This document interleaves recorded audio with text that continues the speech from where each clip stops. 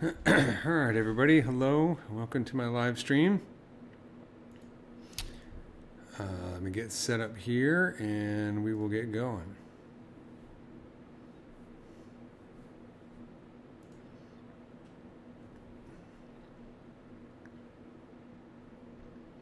And tonight I'm going to continue working on the B model that I started last week.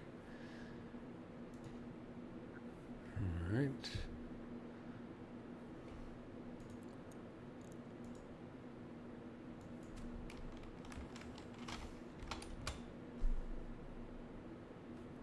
Here we go. All right, just want to make sure I have the chat visible.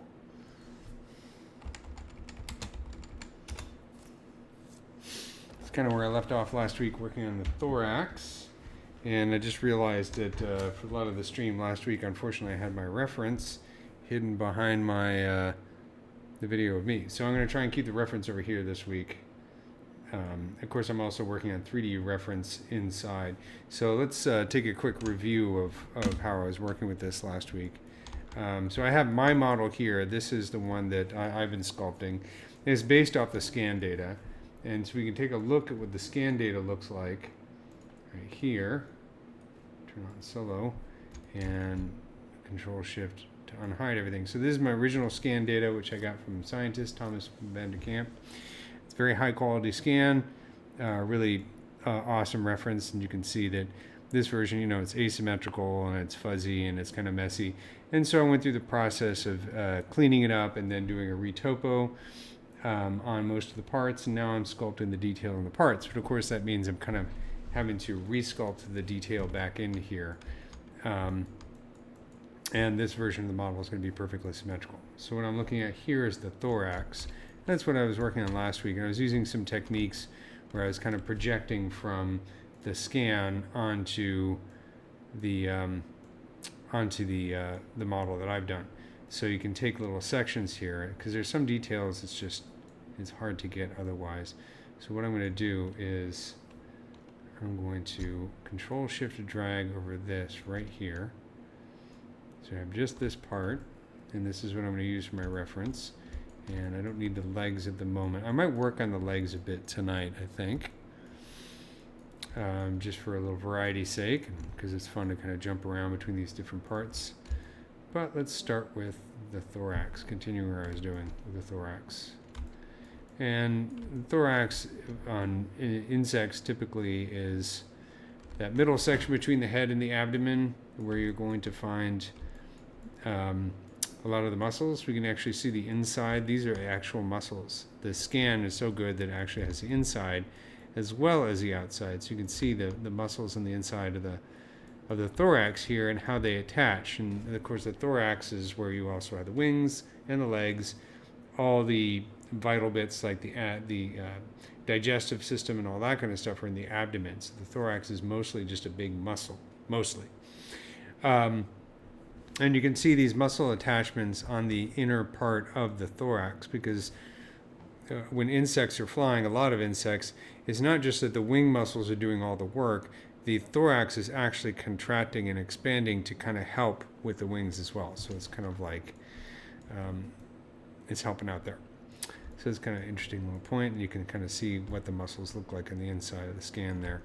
So let's do this. I got a little bit lost here.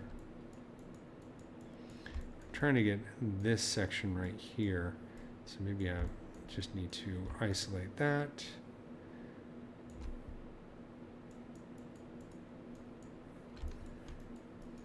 And then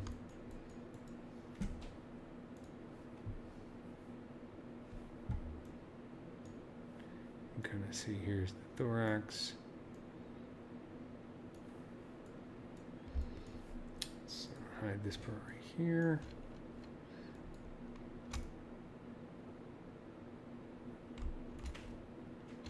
Oops. Key's a little sticky. There we go. Hide that. Thank you. I'm mostly concerned about this right here. And so what I'm going to do is I'm actually going to do this. I'm going to press Shift S. That drops that to the canvas. I have a copy here that's stuck on the canvas. Move this out of the way for the moment. and then go down to my model right here. And we can use this as reference on our screen while I'm sculpting on here. Let's just make sure I'm at the highest subdivision level. It's about 1 million points, which I think is good for now. It might subdivide it a bit more later on. But I'm going to pull up, let's see, let's do SK cloth. So this is a custom brush. So I'm going to pull up the lazy radius a bit. Increases the intensity and just kind of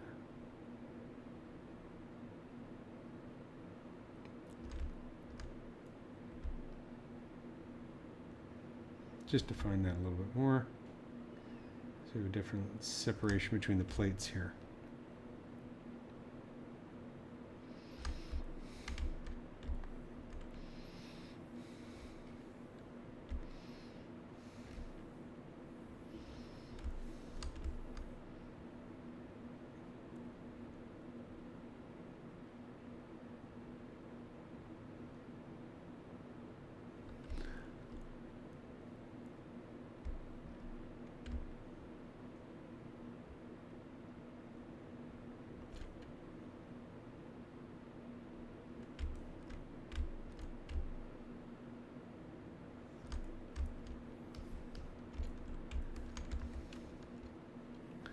I'm going to go over here down to my clay tubes, lower the Z intensity, and just kind of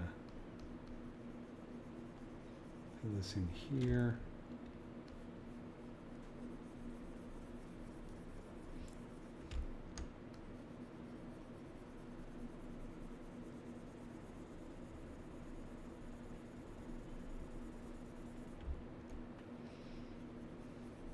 You know, I could make these parts into separate subtools at some point, but I kind of want to make sure that they're right first. So really what I'm doing right here is just making sure that I'm dialing in all these divisions between the various parts of the bee thorax the right way. And it seems easy at first when you're looking at the model, but the more you work on it, the more it can start to play tricks with your head. If you've ever tried to model like a human skeleton, you know, from scratch or based on reference, you know, whether it's photographic reference or whatever, you know, when you get to places like the pelvis and that kind of stuff, kind of make your head do somersaults as you're trying to get the forms right. It always looks easier than it is until you finally get into sculpting. The scan data is definitely making my life a lot easier than doing it from just photographic reference or diagrams. Hello, Orlando. Okay, how is SK cloth different from the standard brush? So the SK, as I mentioned before, this is one of Sakaki Kuro's brushes. So let me pull up his website. And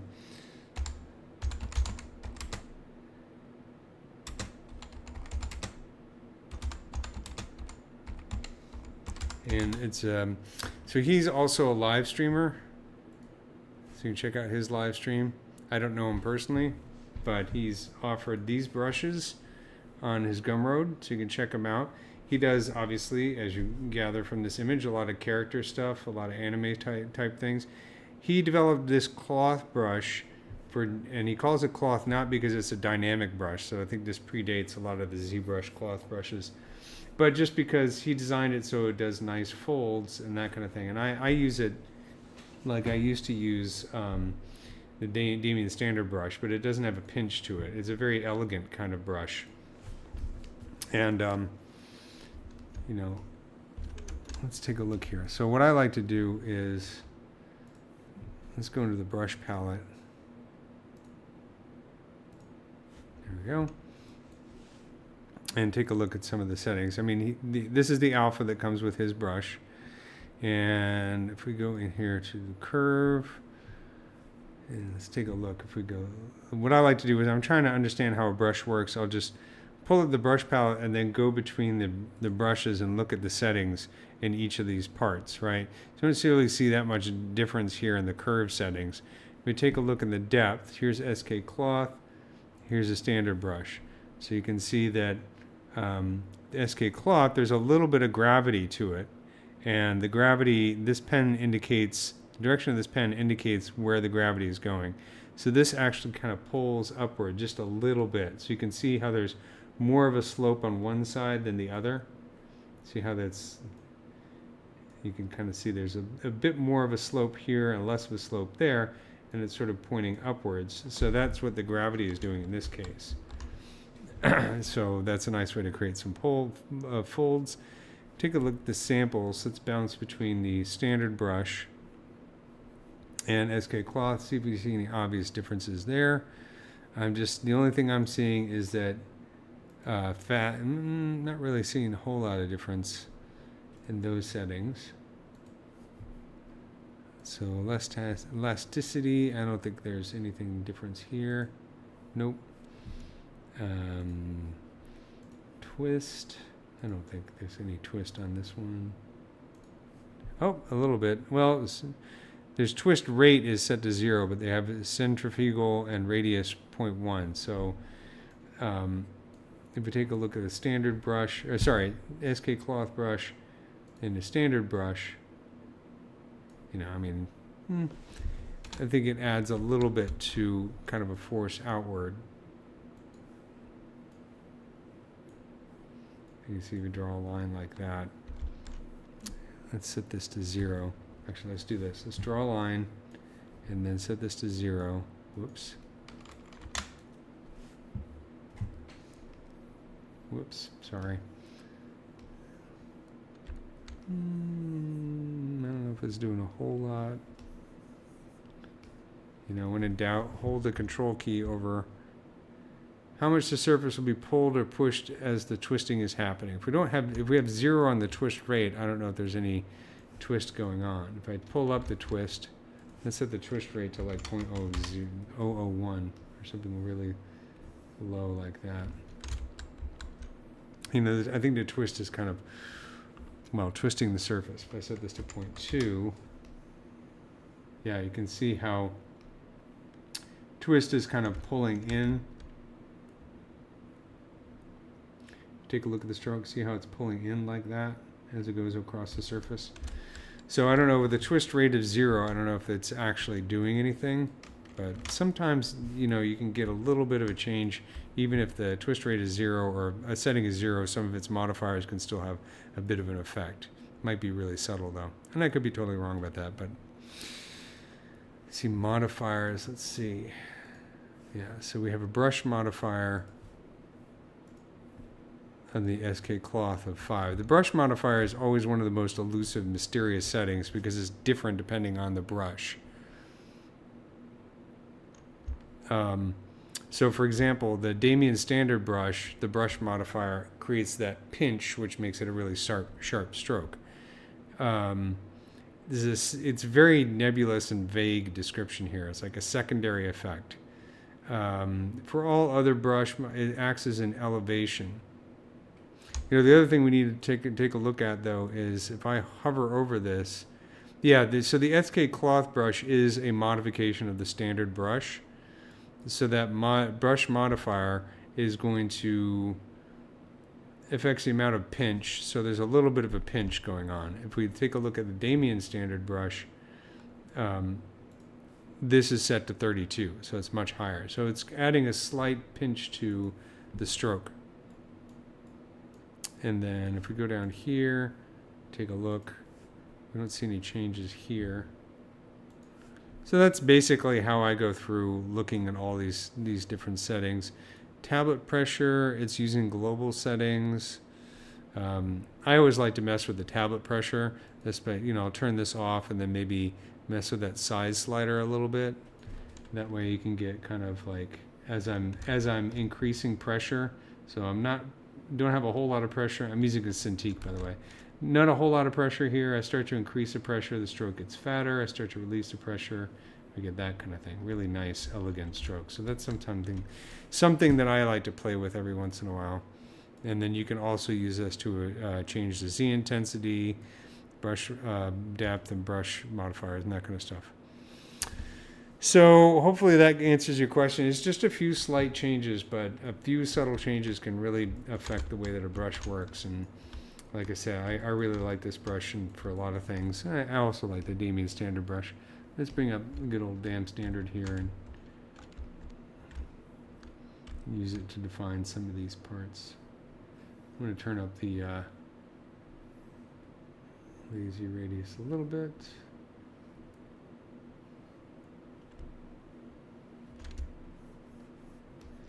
And then another modifier I like to do use is, notice when I hold the shift key for the smooth brush, this turns blue, so that's the smooth, that's the regular Damien Standard. Sometimes what I like to do is go down to the smooth brush modifiers, and I'll hold the shift key and increase the alt brush size just a little bit. All right. Sorry, maybe I don't need to hold the shift key. And that means that the smooth brush is now about 1.5 times the regular brush. So you see how it gets bigger there? I like to do that when I'm drawing, because a lot of times when I'm sculpting, I do a lot of like sculpt and smooth over and over again to get the kind of the quality of the line that I'm looking for. And sometimes I like to have it so that the smooth brush is just slightly bigger than my main brush. I may pull down the Z intensity though on the smooth brush a little bit.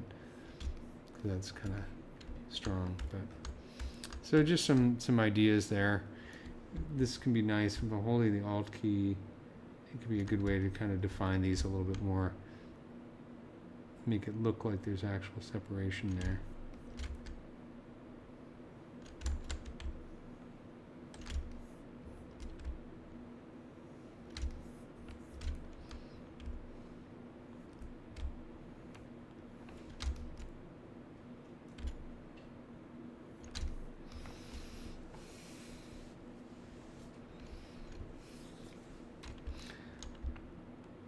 Yeah, I would think it's a good idea to just experiment with different brushes, and like I said, you know, analyze them by comparing them to a similar brush and see what changes have been made.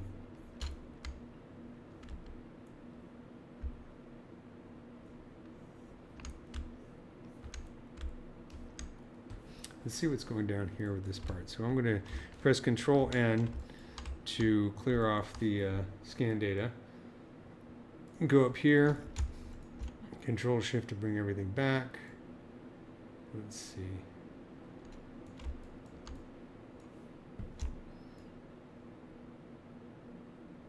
This might be a little bit tough because with the joining the abdomen there. Oh, that's not too bad. Let's get rid of some of this schmutz. And this right here is the beginning of the legs.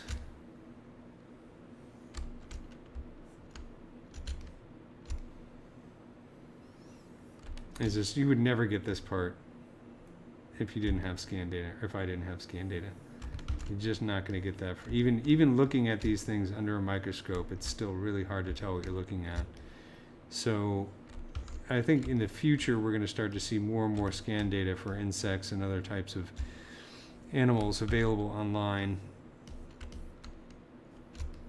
Probably not this quality. This is an exceptional scan. But it's worth it to take a look at. If you go to like Sketchfab or TurboSquid or something like that, sometimes you can find some decent, like okay scan data from insects that people will post. Occasionally even a lab that does insect scans will post them. I know there are some good ones on Sketchfab. I'm going to turn off solo here for a second. Let's do this and this. Turn on transparency.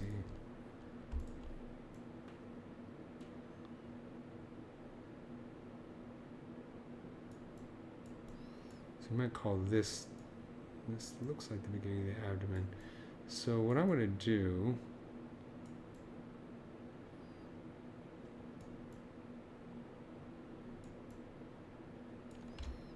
let's go here and go down to a lower subdivision level. I do not mean to do that. And pull up the move brush. Maybe lower the Z intensity a bit. And kind of pull this out. Some of this data, I don't like this. I'm not exactly sure why I did it like that. It's probably just kind of a temporary thing. I started working on this model last year, so I kind of forgot why I did certain things that I did. It's okay.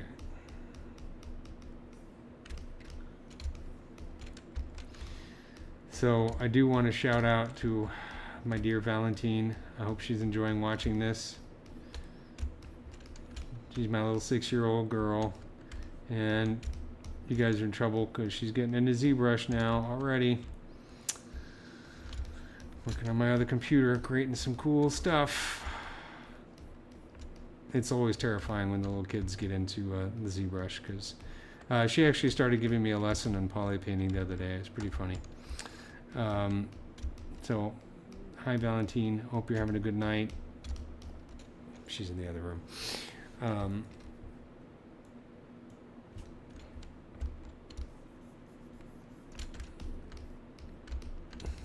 It won't be long before she's telling me how to do bees. Bees! I love bees. I'm just kind of cleaning this up here, and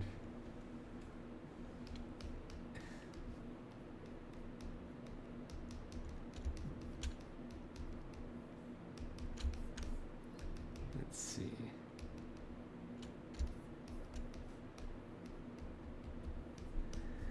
I'm going to do a little experiment here. I'm going to, let's bring it all the way up to high subdivision level.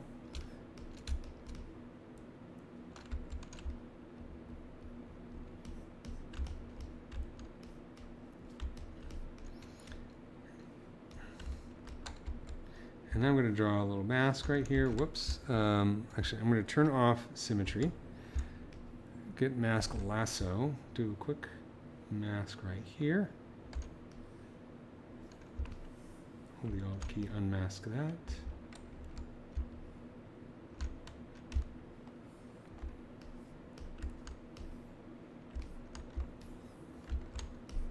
Invert the mask. And let's do a little project here.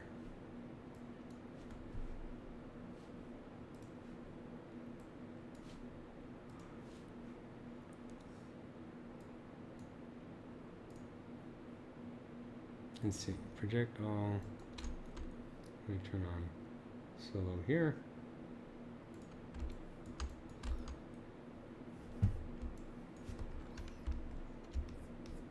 So my scan data is not symmetrical. So what I'm going to do is I'm going to project some details onto this side and then use Smart Resim to copy this project from this side to the other side to make it symmetrical. Really what I want is it's not so much the details as I want to get just a general idea of where the shape is so that I'm a bit more accurate in my sculpt. So I'm going to set my project all to 0.05. It's a little bit extreme. Let's undo that. Let's do 0.00, 0.008. Something like that. Yeah, that's not bad.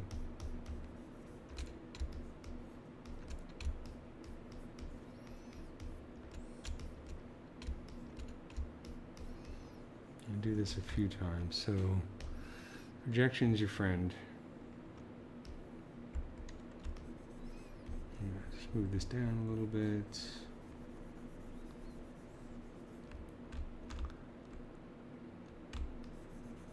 And push it in just a little bit more.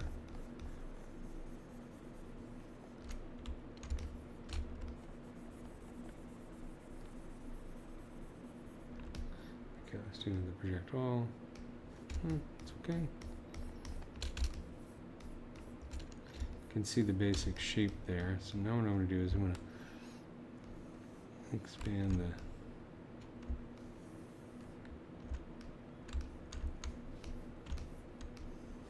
nothing else is masked.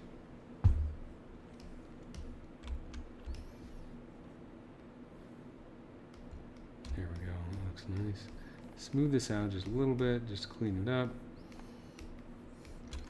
I'm going to clear off the mask, and I'm going to go back to mask pen and draw a mask over this side. Let's see if I do this and this.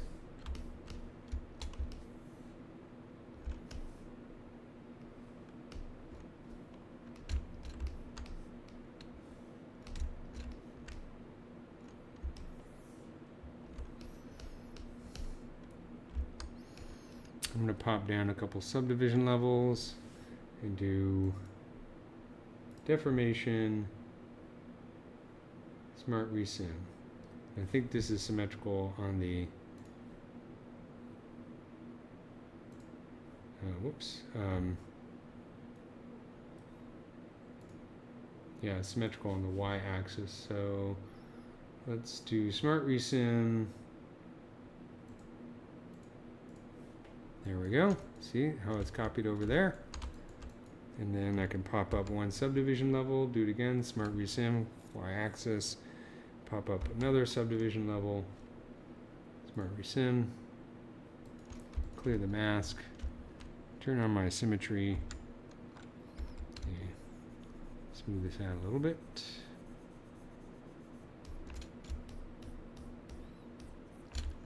So there we go. Now we have something a little bit more accurate there. Just because I'm trying to be as accurate as I can. Just because, you know. And then let's look at this side. Maybe something like this. And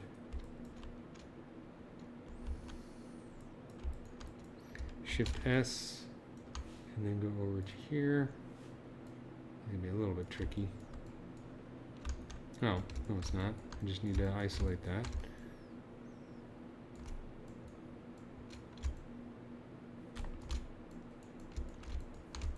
Yeah, you know, one of the things I love about doing this kind of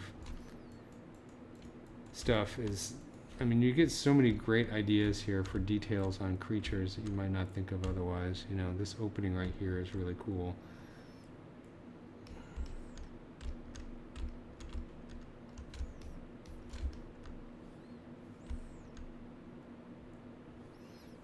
Let's go back to our escape cloth.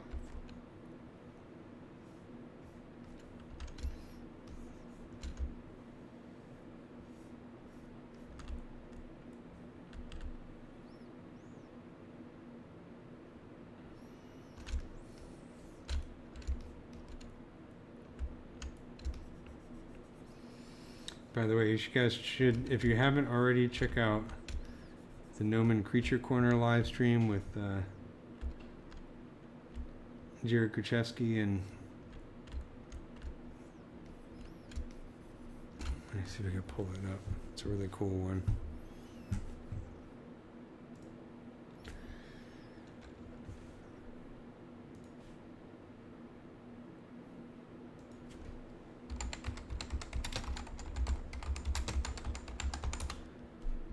I think they do once a week. Yeah, Creature Corner with Matt Millard and Jared Kuchevsky of Gnomon. It's a real fun one to watch.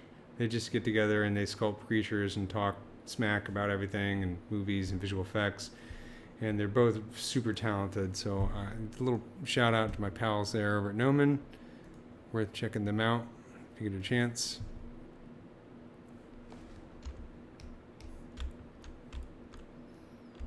Okay, so what I'm going to do is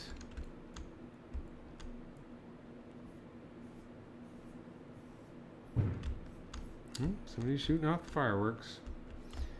It's LA. So here's a question I have. Anybody who's experienced fireworks in Los Angeles on the 4th of July, and I'm talking about not the sanctioned fireworks, but the illegal fireworks, right? I mean, it goes on for hours. I'm a dog owner, so I'm not a big fireworks fan. It goes on for hours and hours and hours and hours. Starts around, you know what, 7 o'clock, and it's just non-stop cacophony of explosions for a good 6-7 hours straight. And then, for weeks afterwards, they continue. So that means that these people are buying illegal fireworks enough to go for hours and hours and hours all night on 4th of July, and then they buy enough to have extras so they can set them off during the rest of the month. What is wrong with these people? That's a lot of money, not to mention a lot of time. I don't get it. I don't get it. I think I might do another projection here. just to get this.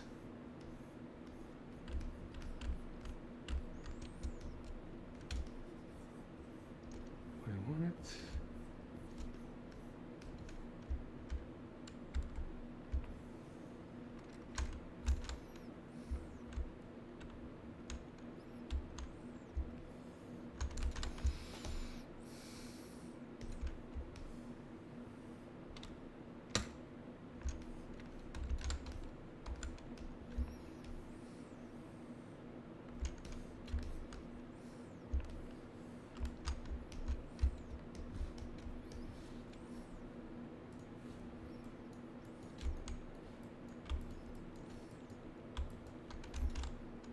Maybe 0.01.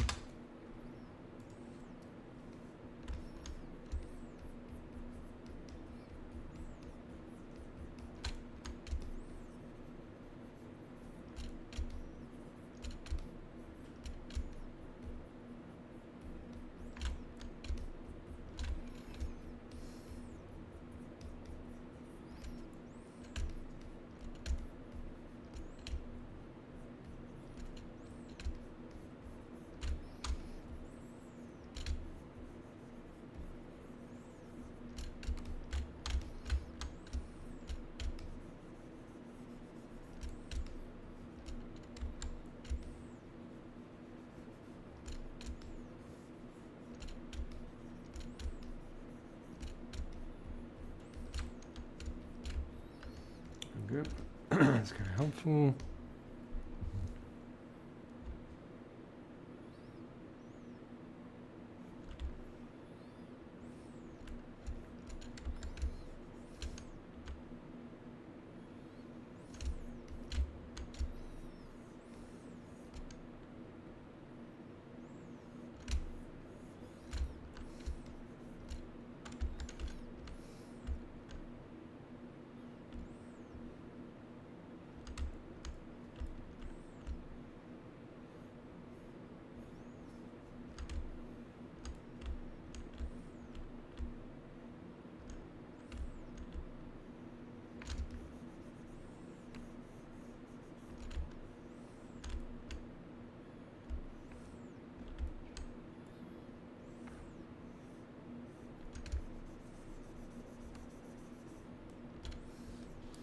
Let's turn on solo for a second, and I'm going to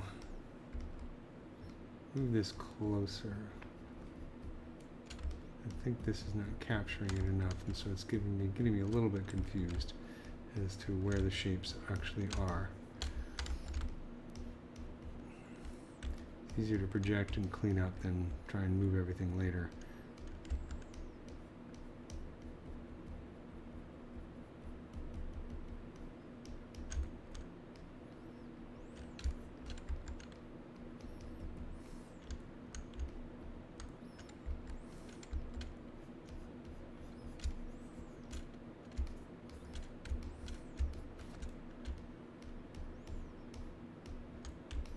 I'm just getting it close to the surface here.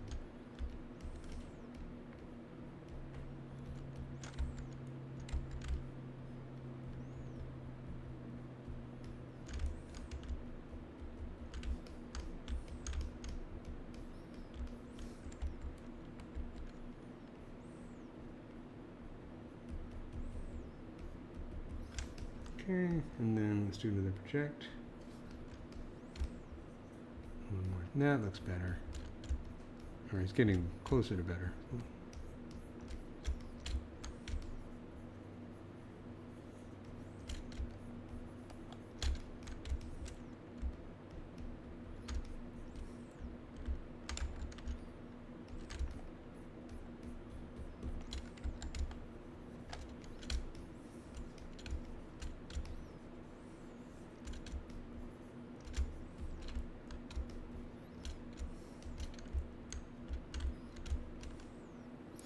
I'm going to take the ZBrush brush.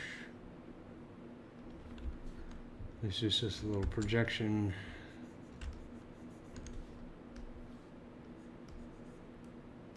in brush form. It's Alf's back in fog form.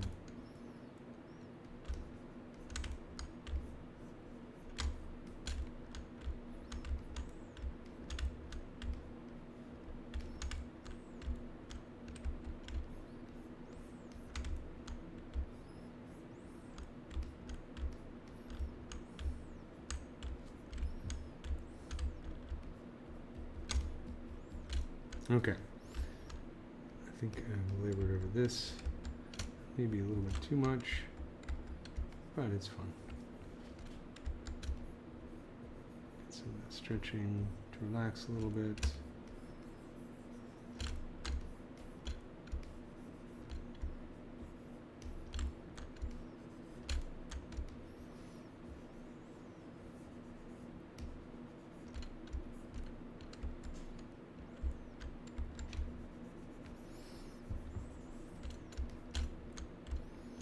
Okay.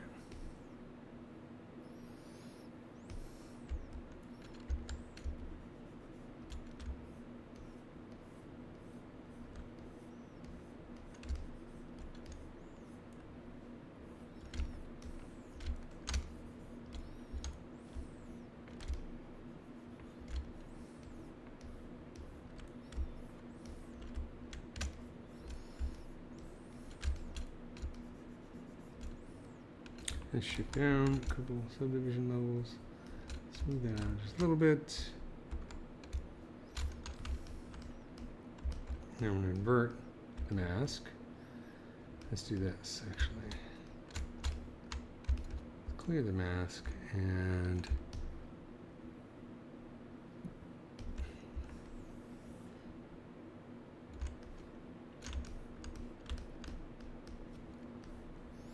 do another Z-project. So we'll go down a couple subdivision levels. Sorry, Smart Resim, not Z-project. Go up one, Smart Resim, go up one, Smart Resim, and then clean up. I realize I'm stretching my topology all over the place. I can always do another Z-remesh later on if it really gets really bad, so I'm not going to worry about that just yet. I'm going to worry mostly about just getting things to a level of accuracy that I think works. Sort of balancing out accuracy with not getting overly detailed just now, because a lot of the detail I'm projecting, of course, is like dirt and hairs and other stuff that's not necessarily part of the anatomy. So the tough part is kind of sorting those out. I think this is getting better now. For a really obscure part that no one's really ever going to see, like seriously, in the final model, if I make it as hairy as a real bee is, you'll never see the stuff that I'm sculpting in a million years. But you know what? The point of this accurate exercise is to learn how to do an accurate insect model, even for the parts that nobody sees.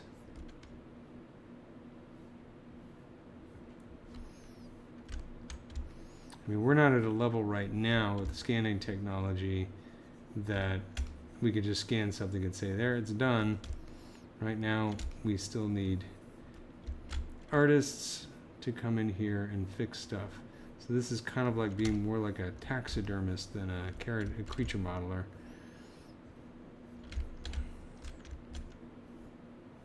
I heard a great story that the Natural History Museum has a really nice taxidermy department. And I heard a story, I think it was on a science podcast, might have been Scientific American or Science Friday or something like that. They're interviewing the lead taxidermist at the Los Angeles Natural History Museum. He's talking about how their polar bear is really just 3 or 4 dead bears kind of stitched together. Some of them literally from polar bear rugs that they got from somebody who donated to the museum and stuff.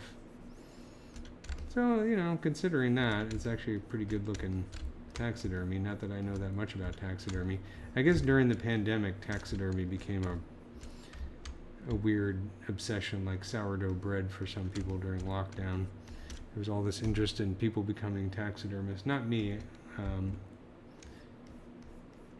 because I don't want to deal with dead birds. Dead bugs is bad enough.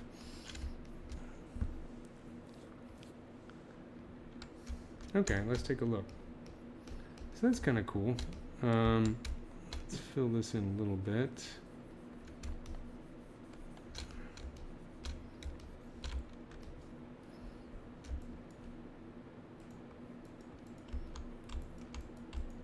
Kind of neat. I'm going to Control N to clear that. Let's save this. Step back for a moment.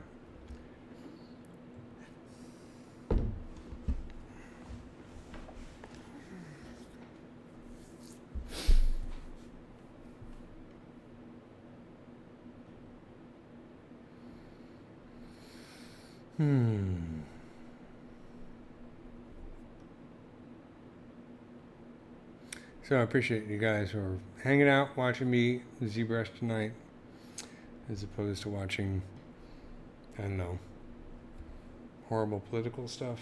Nobody needs to watch that.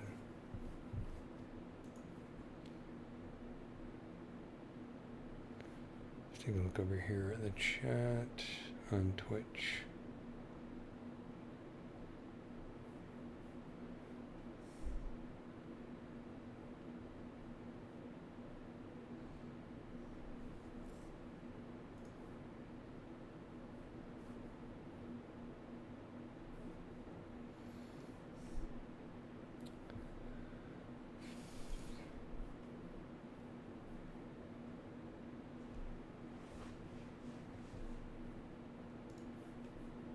All right, let's take a look. I'm going to turn off solo here, and let's take a look at some other parts of the bee.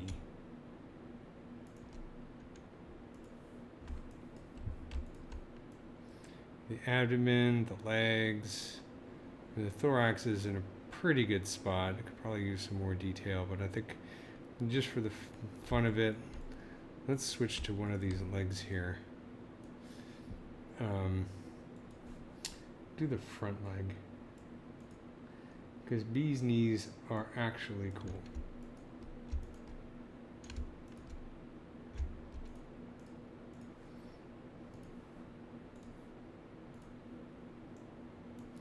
So these are all the parts of the leg that I basically got from the scan data and simplified and did a retopo on. And one of the things that I love about bee legs is they're like Swiss Army knives. I mean, so this groove right here in this part of the leg is actually, if you watch videos of bees, you'll see them drag their antenna through this little groove here to clean it off. And they actually have this other little part right here that helps them do that. Take a look at my reference here. There's some really nice drawings of this. Let's see if we can find them.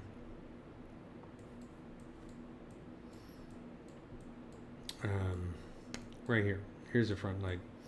So this little groove right here, and there's another nice reference I got from online that's even more detailed.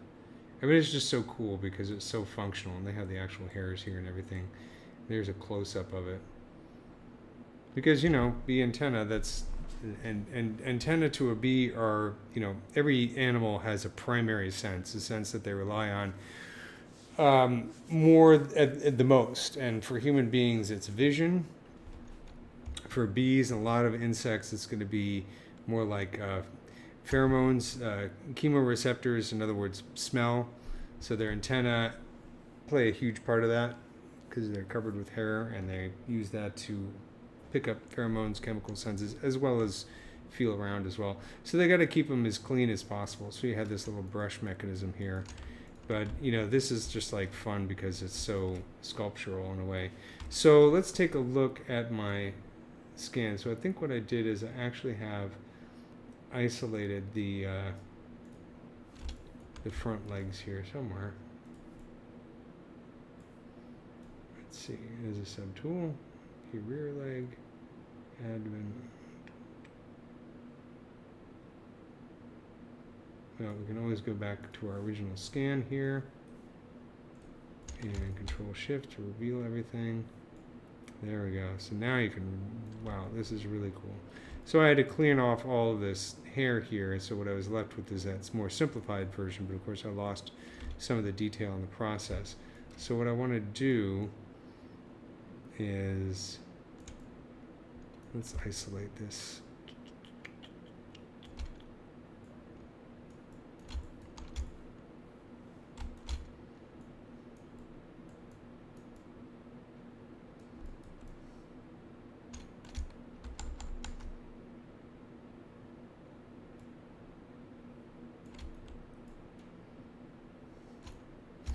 So just bring that back real quick.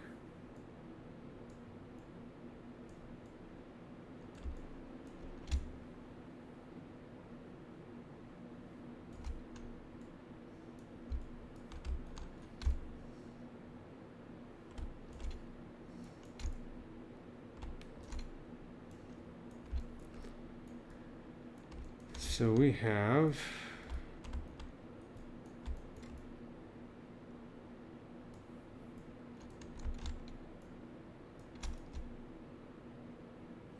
I want to get as much of the whole leg in here as I can. So, sorry, this is taking a while to isolate, but I think it's important to get a whole picture of the whole leg, all the different segments.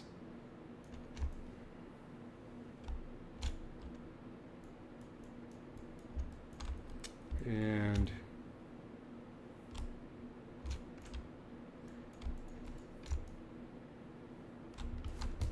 it's a lot easier to do with the stylus.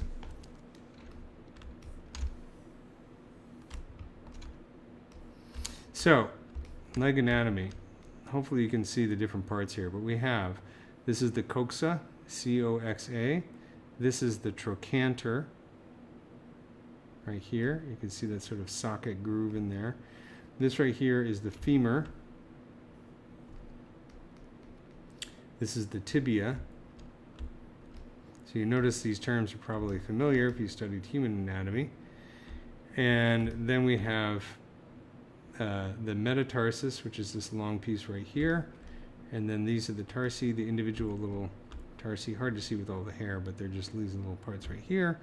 And then we have the foot and the claw, and then there's some interesting anatomy on the foot as well. And you know, that's the foot anatomy, I will admit, is not my strong suit because I always get a little bit lazy when it comes down to sculpting the feet. It's hard to find good reference, but I think this one I did a pretty good job of the basic shape. So they're not completely aligned, but I'm gonna hide this and let's take a zoom in right here.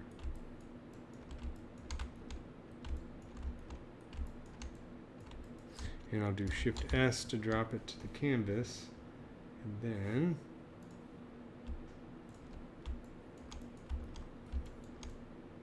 I can turn on solo right here. So this is this right here.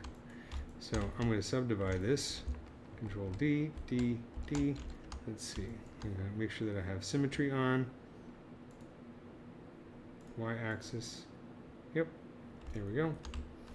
We do local symmetry as well. Well, local and world should be the same in this one. And then we'll come in here and maybe start defining some of these pieces a little bit better. So I'm going to use the clay brush here to kind of dig in, create a bit of a cavity. Again, this is tough because you kind of have to, with these really hairy parts, you kind of have to see past the hair in order to get the shapes, which is what makes it an interesting challenge. Oops, let's do this.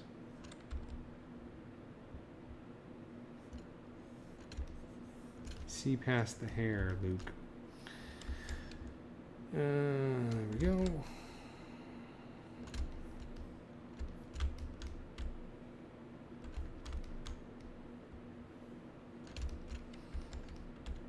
It'd be nice to think that there's a lot of people out there that can say, hey, you're doing this right or you're doing this wrong. You know, it's like there's no shortage of human anatomy teachers in the planet that have studied this thing for generations. But for insects, I'm going to run into, you only have a few people out there that really can tell you one way or the other. And honestly, as the technology for scanning and photography and that kind of stuff gets better and better, we're starting to see things that nobody's ever seen before.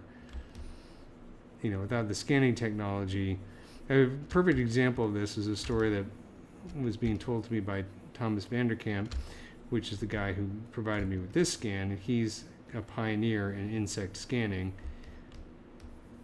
He's using extremely high-end equipment to get this stuff.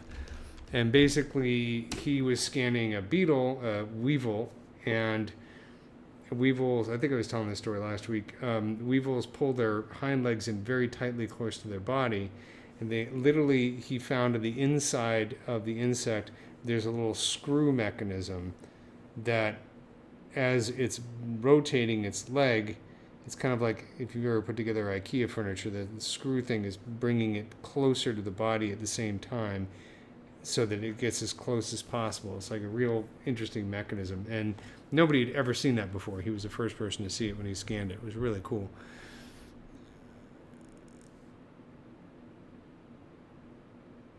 Oh, thanks. I'm glad that this is helping you out with your stuff. I'm really hoping to go to Brazil at some point. I was supposed to go for a bug shot and then in 2020, and then, well, COVID happened. And so I wasn't able to go. And I haven't been able to do international travel since then, just haven't been able to afford it. But I really hope to go to visit Brazil at some point. I've been to South America, I've been to Ecuador and the Galapagos, and then also mainstream Ecuador, mainland, I don't know what you call it, Ecuador, you know what I'm talking about. That was a really fun trip. I got to see some really cool stuff. However, believe it or not, in the Galapagos is all about birds. The insect life is not quite as interesting as the bird life, so it's for the birds, but still an amazing trip.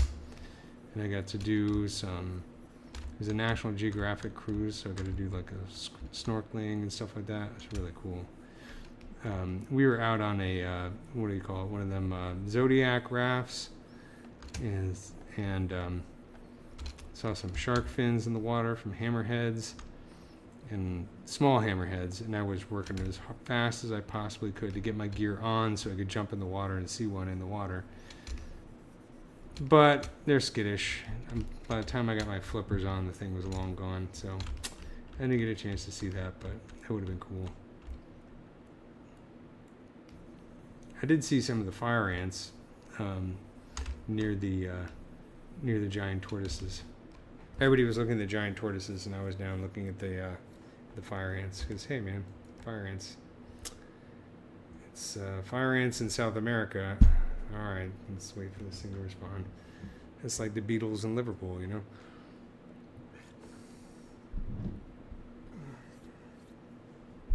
This is why I always hate holding the escape key and trying to. My computer takes forever. Well, this project is huge, so that's why it takes forever to autosave, and I apologize for that. It'll come back in just a second, I hope.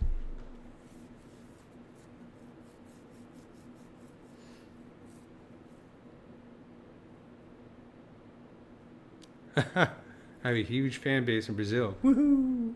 You're talking about like what, 6 people? 8 people?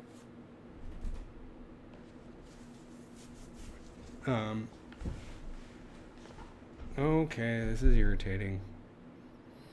Sorry, guys. This is, of course, the screen grab that's going to use for the icon for this lecture. You know it.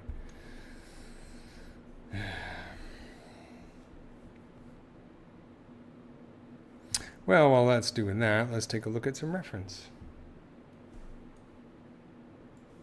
Hopefully it won't actually totally crash.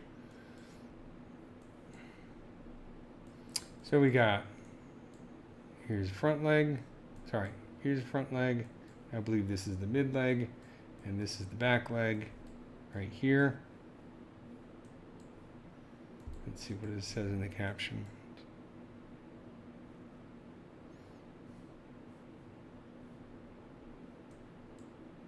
Oh yeah, here's a close-up of that notch mechanism. That's really cool.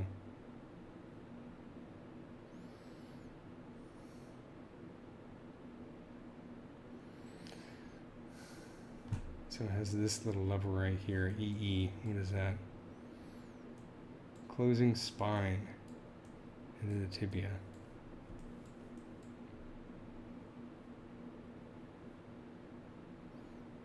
See, this is what I was sculpting right here, which I've got to resculpt now because I think ZBrush has crashed. Alright, I'm going to give it 30 more seconds and then we'll restart ZBrush. Sorry about that. So you can see it has a little groove right here. like that. I believe this is from the other side.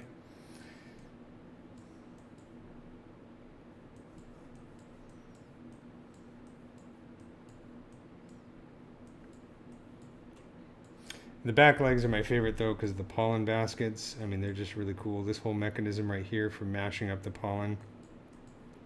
So it literally picks up the pollen on its leg and then it uses this part of the leg to kind of mash it up into goo. And then that goo kind of drifts down here to the pollen basket itself, which is really just a group of hairs. All right, I think ZBrush is done. All right.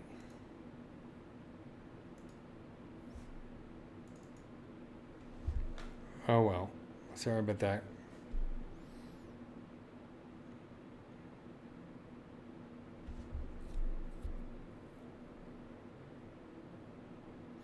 And of course, it's going to take forever to restart, so while it's doing that,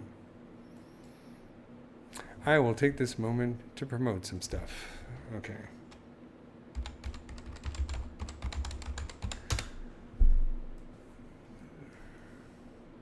So this is my website right here, bluepatone.com, where I have my portfolio. So you can check this out. I also have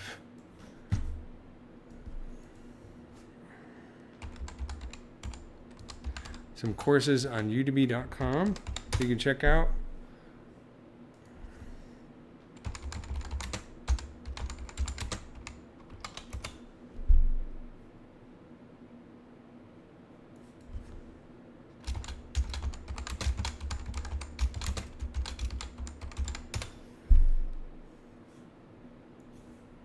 So I have ZBrush for jewelry designers, which the fundamentals covers all the fundamentals of the course. This was something I worked with in the ZBrush jewelry workshop.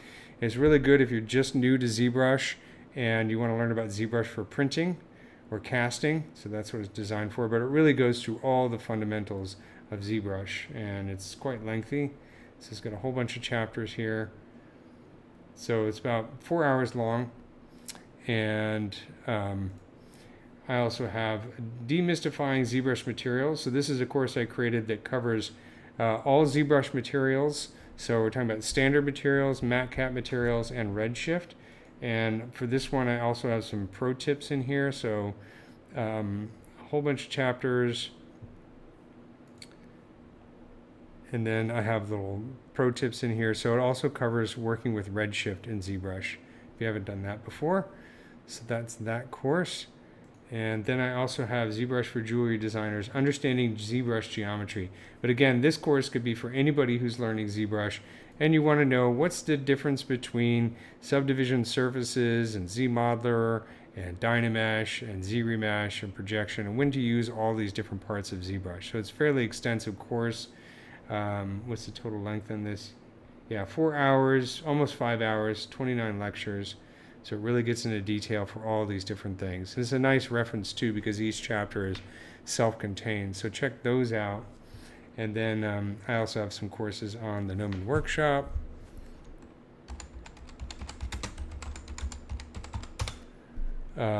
Including stuff on insects. Go to the Gnomon Workshop and browse by, okay, all right, whatever. Browse by instructor. Look up me, Eric Keller, H-I-G-K-L. There I am. I have a course on realistic spider and Redshift, and I have a course on this orchid mantis and working with marmoset. A lot of ZBrush. It starts from the beginning in ZBrush. And then I also, this one right here is a UV toolkit for Autodesk Maya 2018. Guess what? I just finished re-recording this for Maya 2025. So that's going to be coming out any day now if you want to learn about how to use UVs in Maya. And then I have my insect design. This is my first course on insect design. And this is kind of creating your own kind of imaginary insect. So check those out if you get a chance. And let's see if ZBrush is back. Yes, we crashed. Let's see.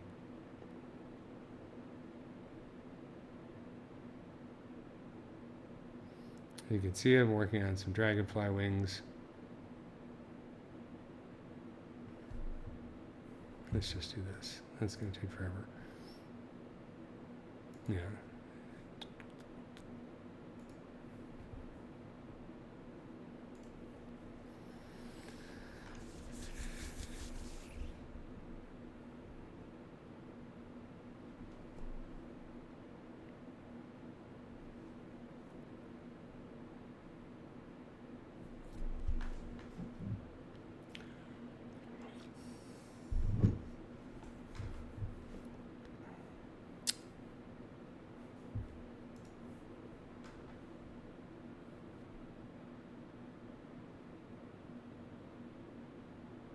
All right, well then I guess I need to, oh, come on, man.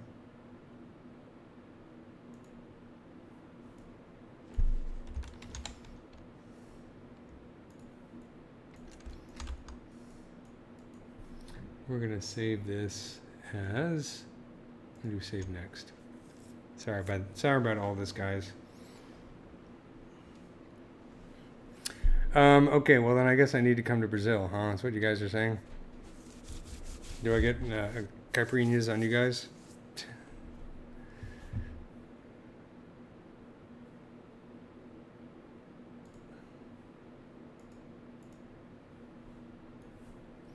Okay, let's take a look here. We're gonna go in here and I'm gonna play with this bit right here. Once it finishes saving.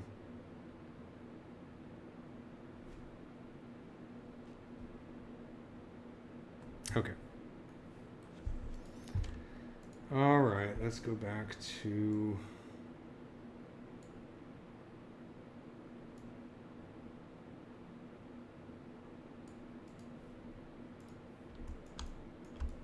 oh, there's a nice version of the front leg.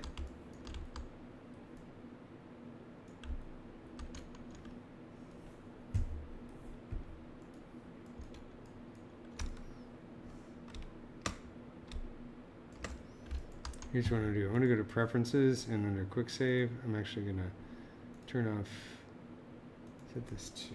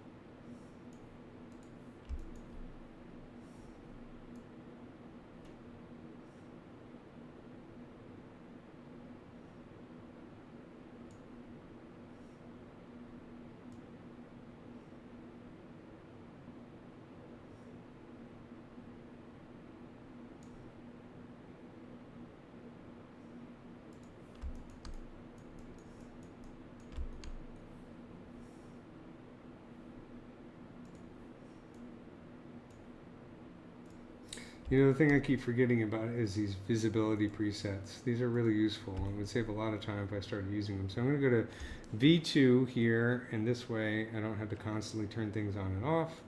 It's a newer feature, so I keep forgetting it exists. But basically the idea is these little buttons here have presets, so I can say, you know, turn on the preset for my front leg there, and then go to this one.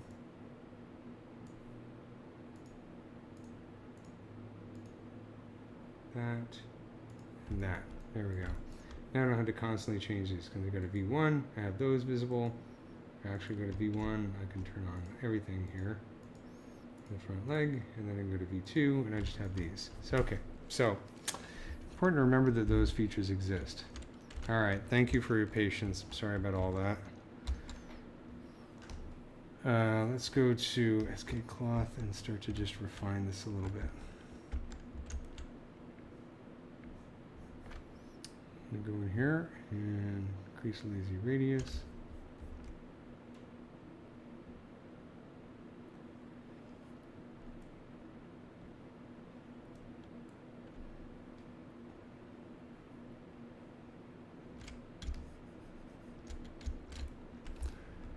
You guys know in Brazil, entomology fans, you guys know Peter Nesrecki? He's one of my favorites. One of my favorite bug scientists. I have many favorite bug scientists, but he's definitely up there. He's a really wonderful dude. Very passionate about conservation. He used to work directly with Ed Wilson over at Harvard. I've gone on with him on a couple trips. I mean, him and a group of other people. And he's just always fun. One of my favorite memories is when we went to Mozambique for a bug shot, and standing on this termite mound that was like, I don't know, really like huge mounds, like 15 feet tall, but wide as well, so probably 25 feet across. And it's just really kind of cool looking at termites and that kind of thing. When I was going to go to Brazil, I was going to see the bioluminescent termite mounds where they have the click beetles that glow at night. I don't know if you guys have seen that, but that's something I'd love to see in person,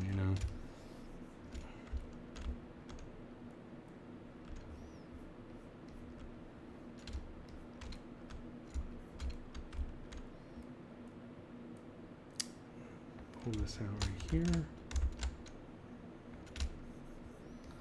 And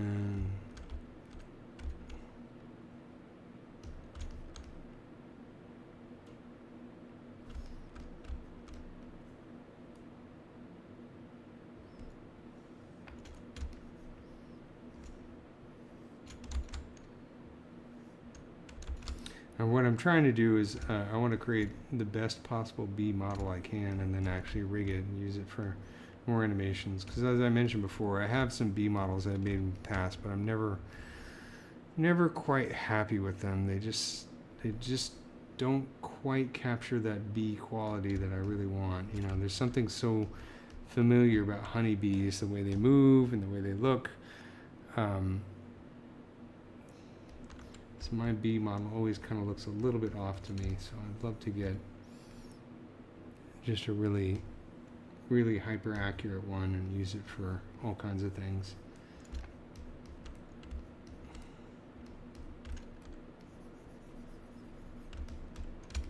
It's kind of like everybody, the bee is my Hulk, how everybody's sculpting the Hulk over and over again, and everybody has their own version of the Hulk.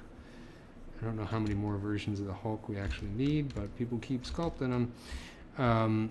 So the bee is my Hulk. I'm going to keep sculpting it. Even if there's other bee models out there, I don't care. I got to get mine as good as I can.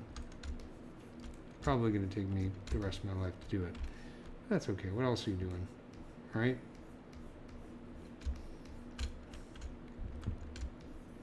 I also have a bunch of models that are unfinished of I have a nice carpenter bee going that I'd like to finish at some point, and the orchid bee is almost there. It just, the mouth needs some work. That one's kind of daunting because getting into the mouth parts for all insects is kind of tough. Let's take a look at this part. Whoops.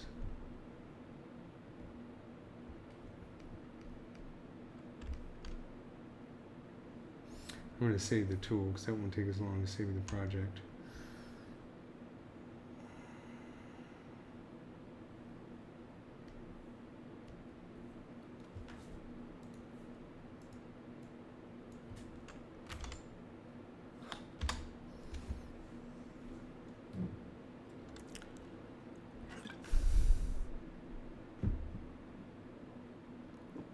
Yeah, he is. There's definitely a bug shot that they have planned for Brazil for October, November. I'm going through some changes, good changes. I'm not becoming a werewolf or anything like that. So I don't know if I'm going to be able to go to that one or not. I have other things going on at the moment, but we'll see. You never know. Things could change in a situation where I might be able to attend that one.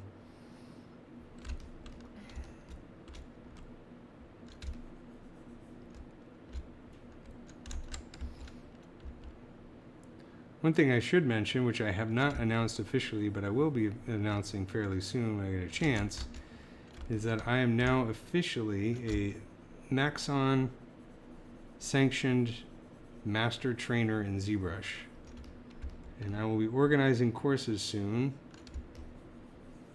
being relative, as soon as I can, so that I can certify you as a certified ZBrush artist.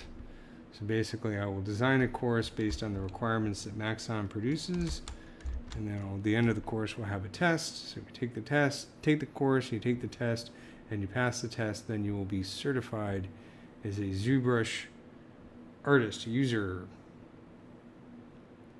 person type thing. So I'm really excited about that. That's something that's very new. I only just recently received my qualifications, so keep an eye out for that. I'll let you know as soon as I get something going. It's a fairly new program that Maxon is just developing. There's only a few people who've been able to do it in the past, so they've started to expand it a little bit. And clay tubes as well.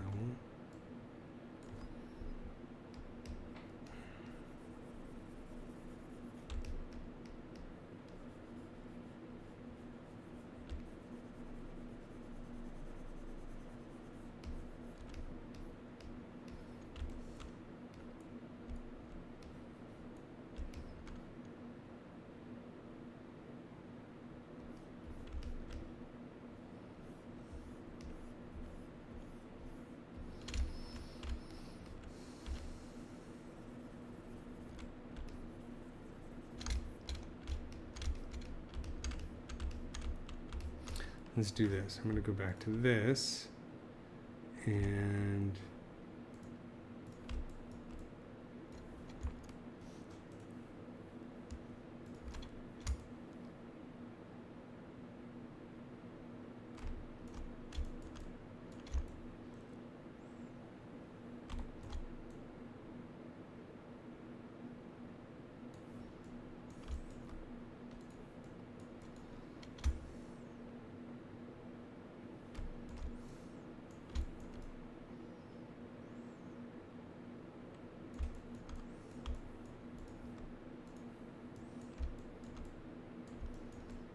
so we have an inside groove here that I want to kind of bring in.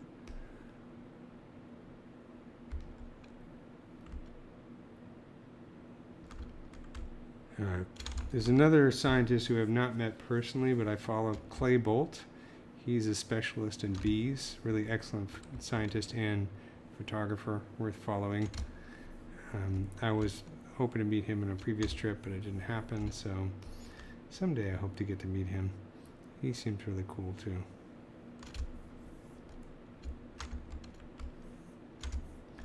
When I started getting into insects, it was mostly ants because of the writing of E.O. Wilson, and ants are definitely cool. I mean, they're one of the coolest animals on the planet.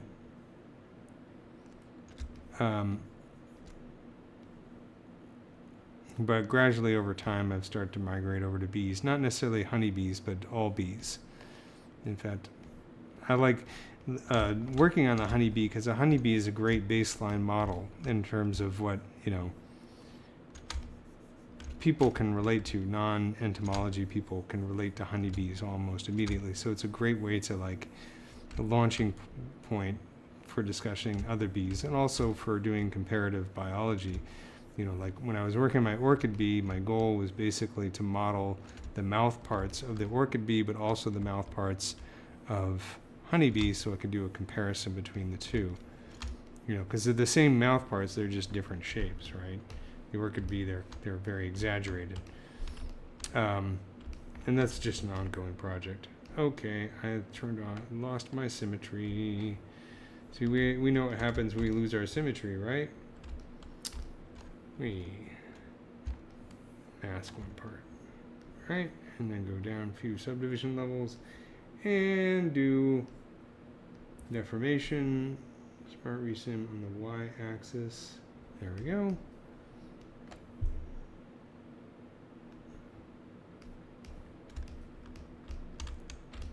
Fixed. Now make sure that we turn on symmetry. There we go. Much better.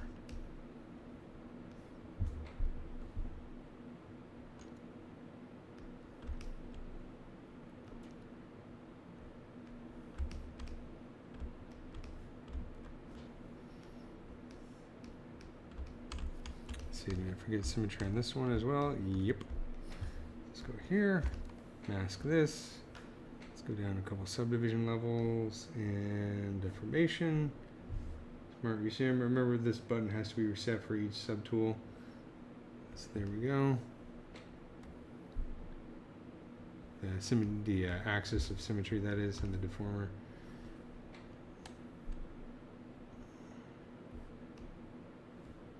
Okay. And turn on symmetry on the y-axis.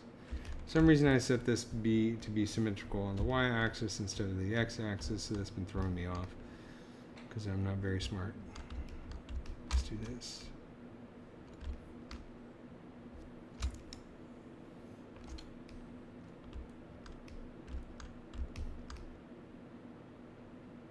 So I want to model this part right here, or refine it anyways.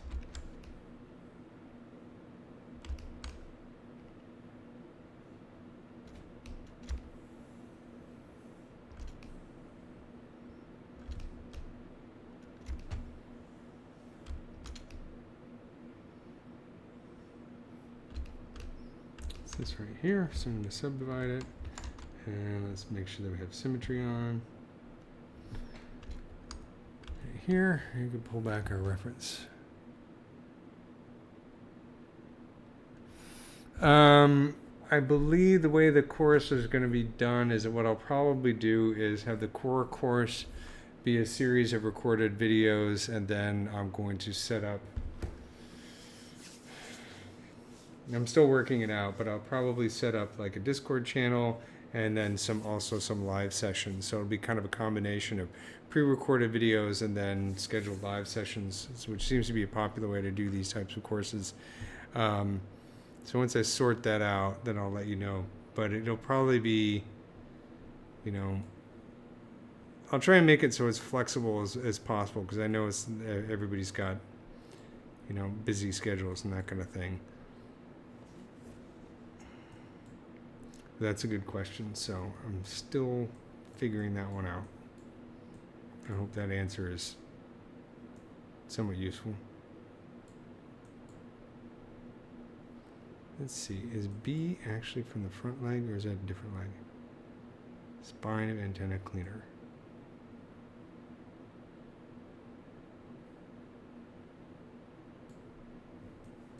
Yep. I think this is the inside view, and this is the outside view. This is what I'm looking at right here.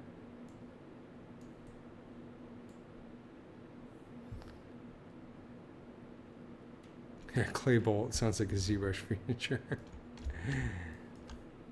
Just use the clay bolt.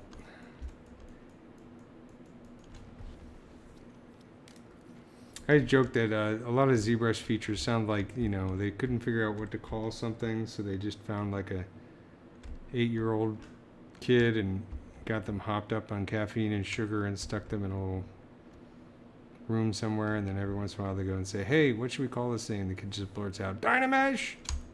Nanomesh! I don't know if that story makes a whole lot of sense, but I find it amusing. Oh yeah, okay, so this is this part right here.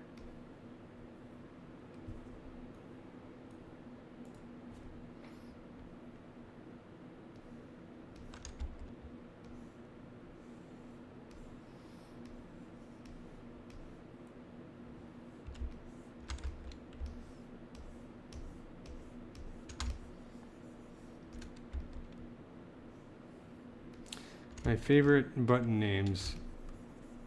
ZBrush, of course, is the button that's all high. That one has cracked me up. Sounds like Stoner came up with that one.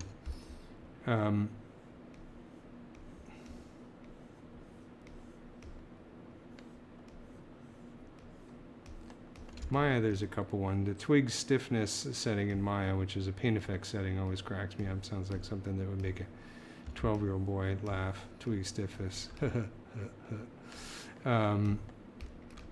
Also, turn on ghosts manually. That always sounds really weird to me. That's just an onion skinning feature in Maya, but it sounds perverted. And also somewhat of a necrophiliac fantasy.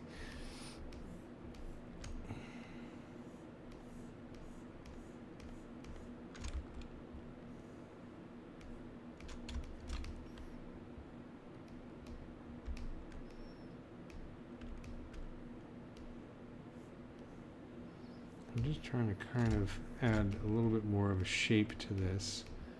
Let's see. This is the spine right here. Okay, let's look at the other one.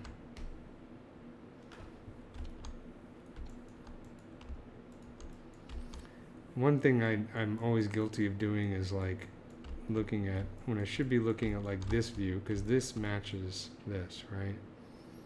Somewhat.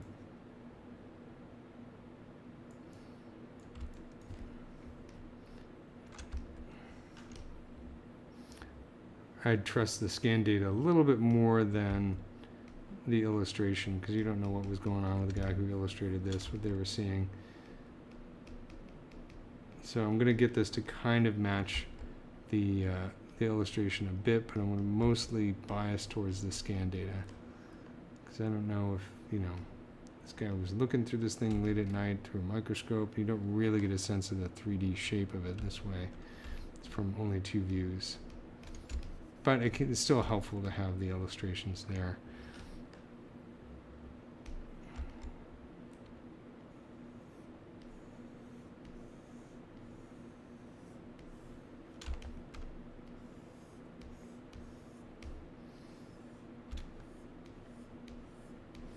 I doubt I have any pictures that shows this clearly.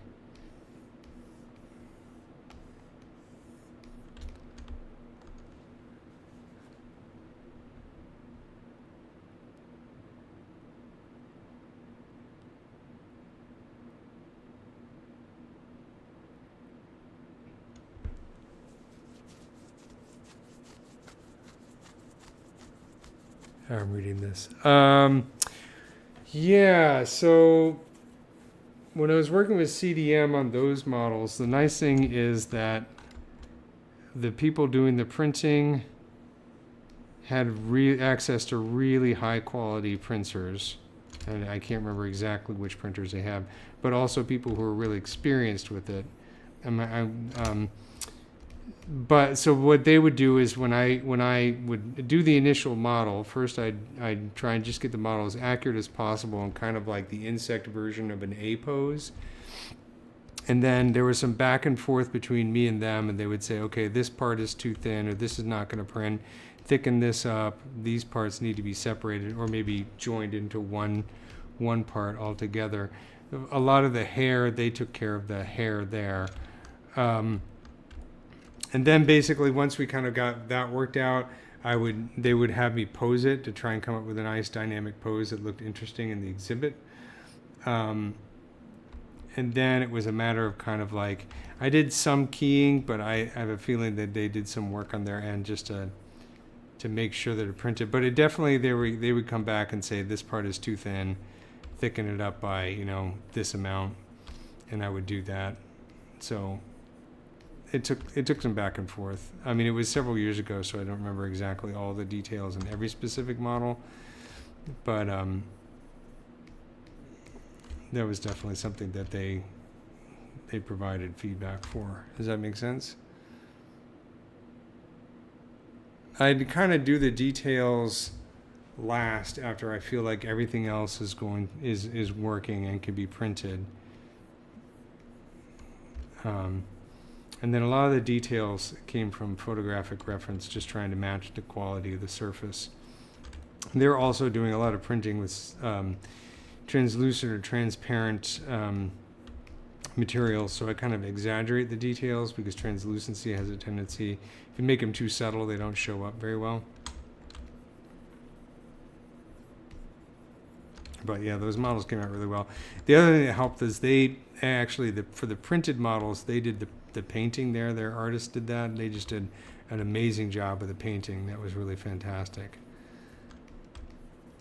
Someday I hope to visit Australia and actually talk to them in person, because that was a lot of fun. am very proud of those models, how they came out. I have a little Form Z.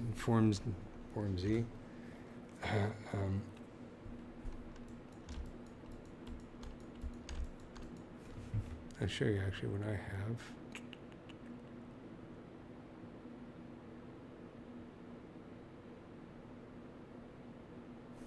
Let me see this real quick.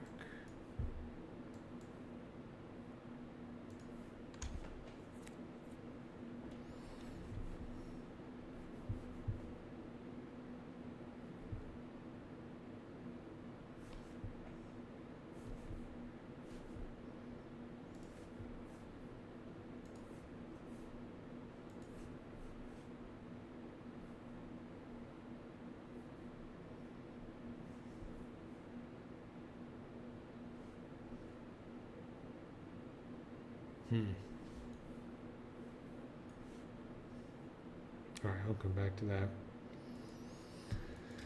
I don't know. Hopefully that answers your question. I think I'll be doing some more printing with them. And it's interesting because doing the printing for jewelry is different because I'm doing one solid piece, so I'm combining all these different pieces into one thing, and that's a challenge in itself. But also the detailing there is different because you're doing sort of smooth versus rough in order to create dark versus light, as opposed to trying to figure out how to get these for the 3D prints of the isopods and everything, all these different legs and everything, trying to get them to figure out how to print so they can glue them back together. So it was definitely printed out because basically, let's save this. Let's see if we can find a version of the model on my hard drive.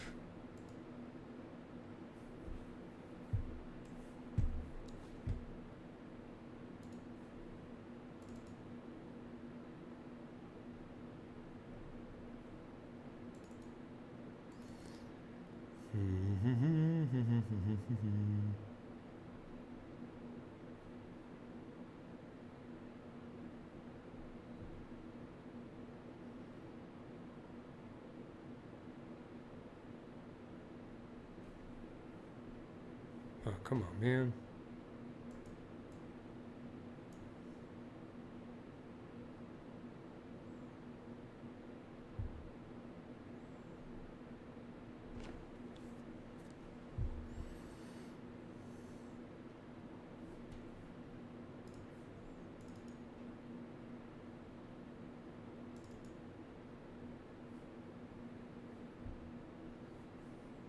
Yeah, I don't have any of those models on my hard drive right now. I had to dig them up out of my archive.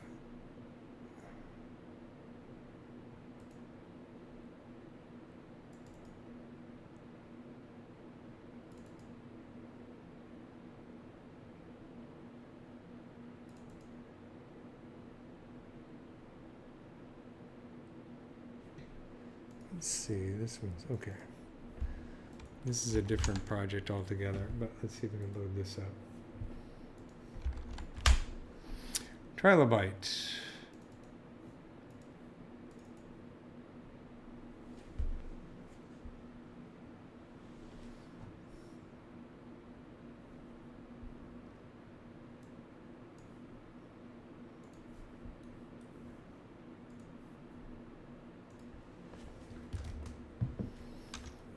So this is how I did the trilobite. No, this is the other. Let's see.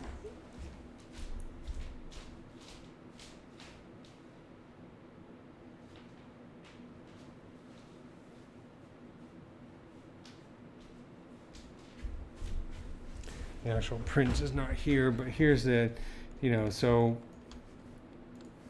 take a look at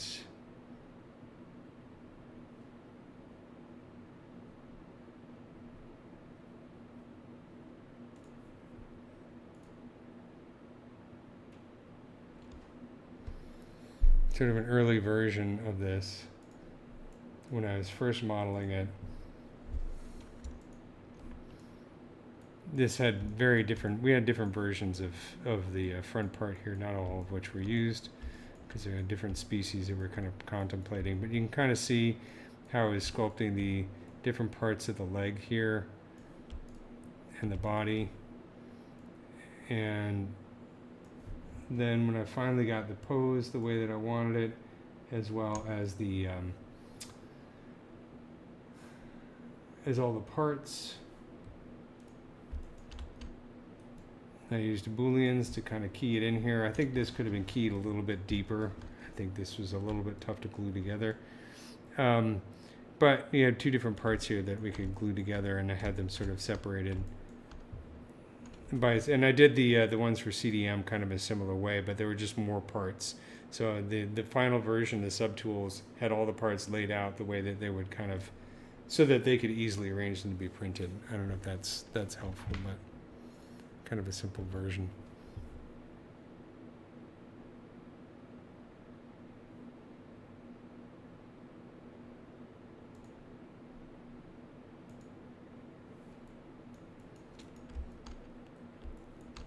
Yeah, Trilobite was a lot of fun to model. I've only done one, but I hope to do more. They're great because, you know, in terms of getting 3D reference, there's like, you know, a lot of fossil companies will sell casts based on fossils and stuff, so you can get some cool reference that way. I think that one I did mostly off of just, you know, images and diagrams and stuff. That was also for a client in Germany who it came out really well.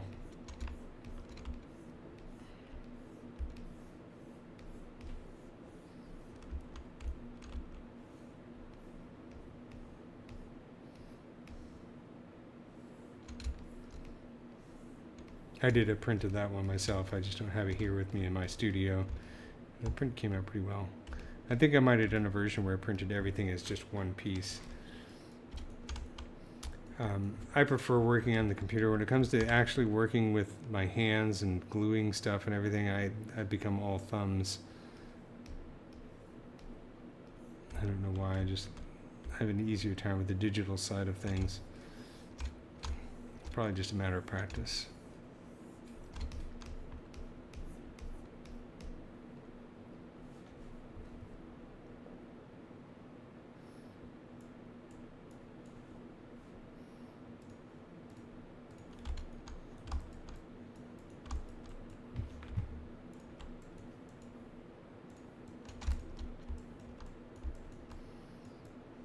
Take a look at this.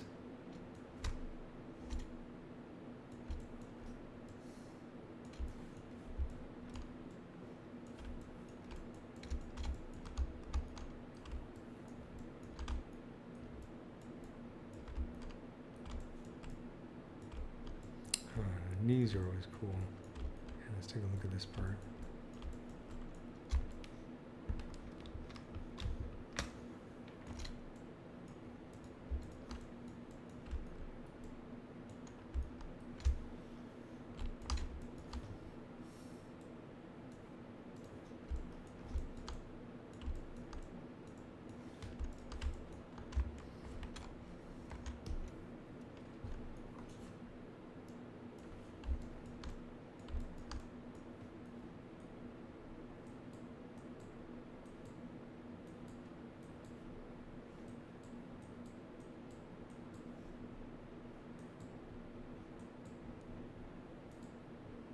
Bees really do have cool knees.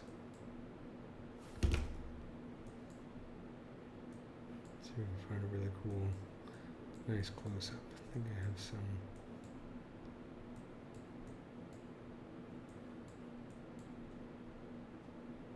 Ugh, that looks pretty terrible.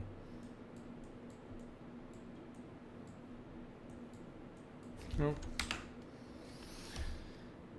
We can use the 3D data here. Just really just a matter of refining this a bit.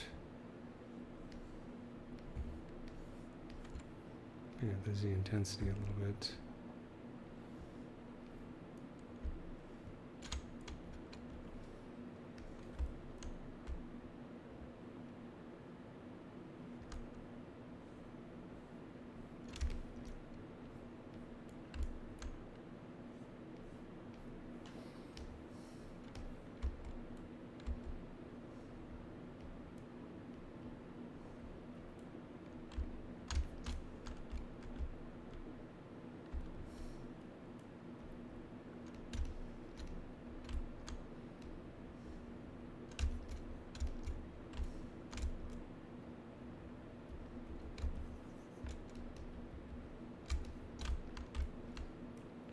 There's another model that I do have here that's worth taking a look at. I can't remember if it actually got printed or not, but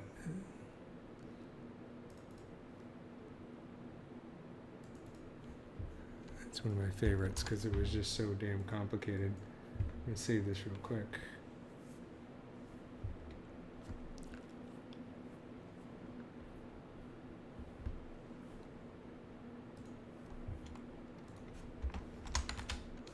Is this male wasp. Okay, this one says prints. Let's see. This is obviously from 2020, so I haven't looked at this in a while. But the assignment was basically to create this wasp in a pose where it was actually with an orchid. And let's see. Yeah, so you can see in this case this is somewhat simplified. I did create booleans here so that these parts fit together. Let me take a look at the thorax here.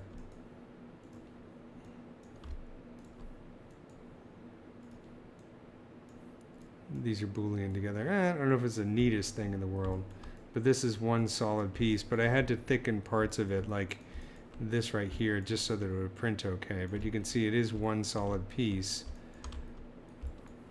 And it's been decimated, so it's about 250,000 points. And if you take a look, it should be watertight. If we go to 3D print and do check mesh volume, yeah, since mesh volume this many cubic millimeters, that means it's actually watertight. Making these parts watertight is the hardest part for sure, because you have to sit here and constantly run that test and then find out where you have some little hole or some little indentation or some little wacky piece of geometry somewhere that's preventing it from being watertight. That's what takes the most time in the final analysis to get right. So you can see here's the abdomen, and it's all one part. What I wish they would do, and I suggested this to Paul Gabriel, I hope they implement it at some point, is that if you do a check mesh volume, what would be great is if this is not watertight, you get an arrow saying it's not printable, it's not watertight. What would be wonderful is if they could create some kind of color or poly paint or something like that that just indicates the area that's preventing it from becoming watertight, because finding that the problem takes forever. It'd be a real pain in the butt.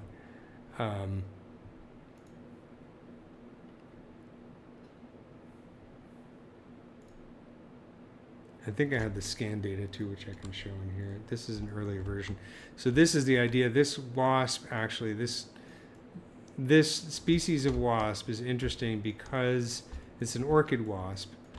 And the male, this right here, this crazy looking creature is actually an orchid. It's a type of flower. It's a warty hammer orchid. And it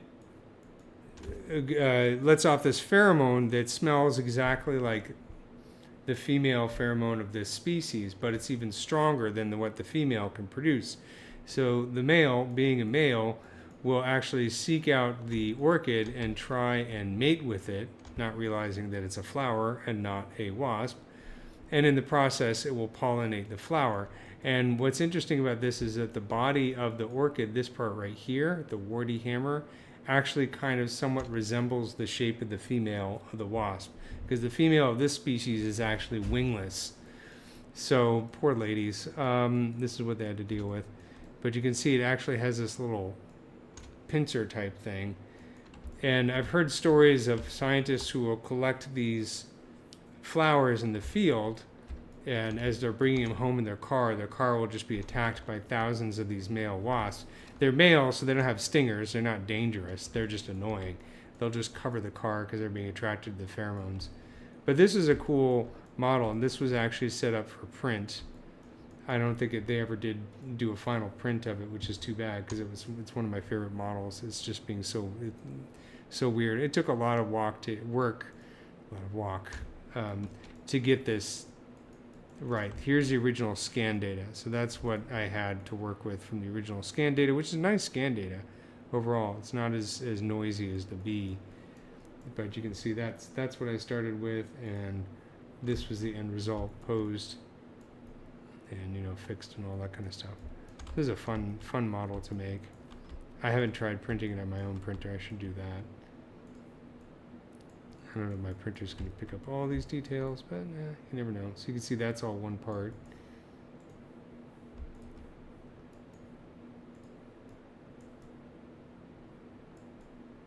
So, pretty cool.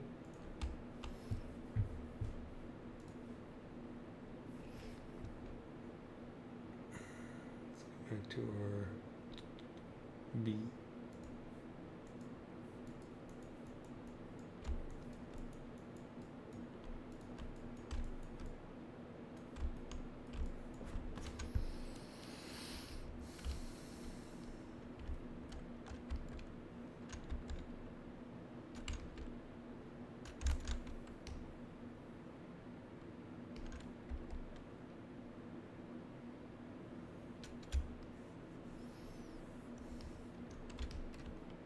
I'm going to subdivide this a little bit more. So I'm going to start to refine these details.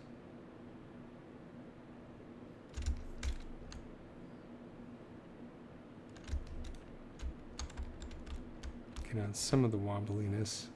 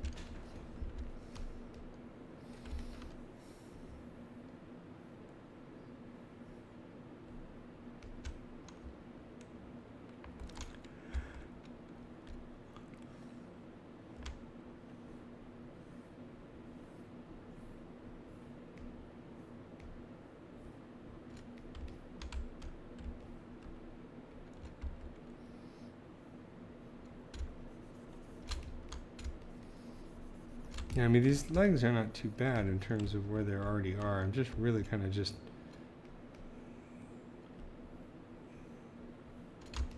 refining the forms a little bit to bring them out the overall shape. But, you know, eventually we'll add details like pores and hairs and that kind of thing. But for the most part, they're pretty good in terms of the overall shape.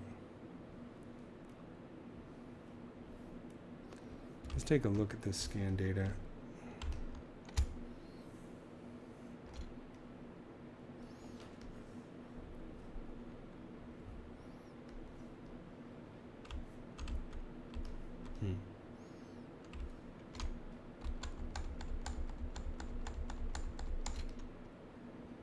Can almost get like an inside view of the knee here.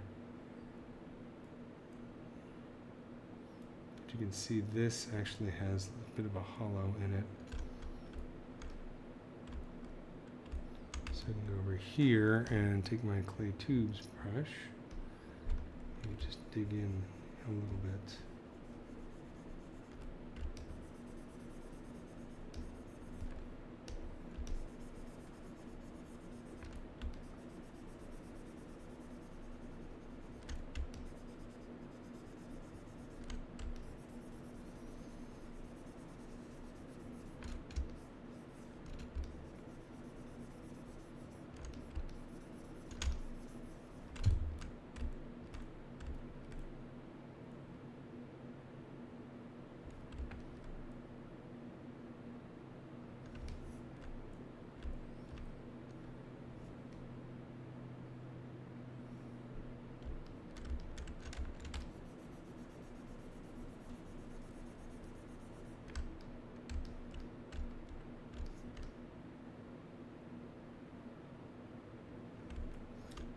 think.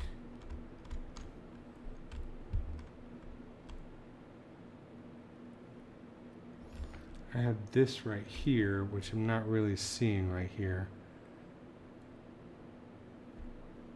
So I think I might need to move that back a little bit. Come on.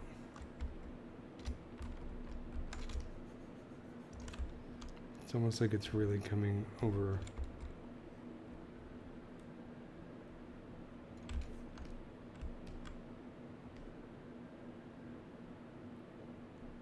This seems to be doing more of that.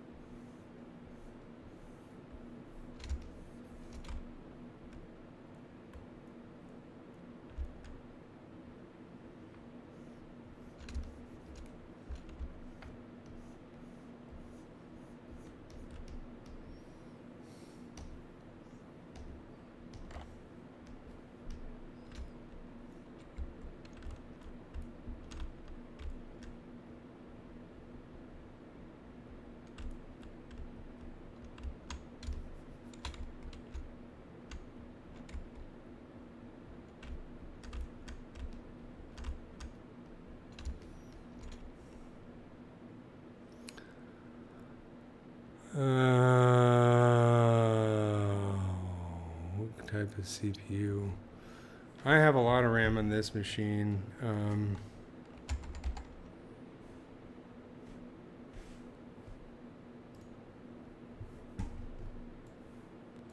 Let's see.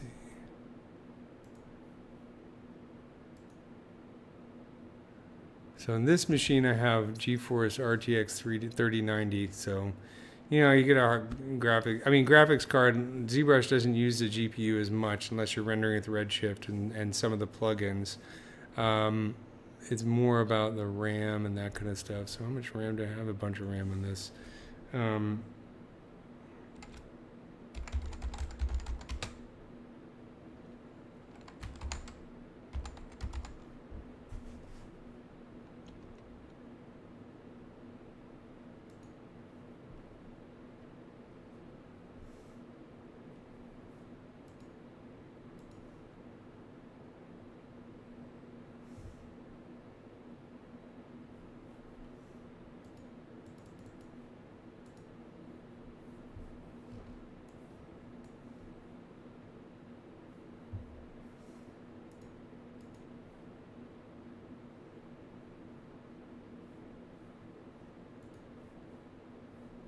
How much RAM do I have this thing? I would suggest getting as much RAM as you can possibly afford.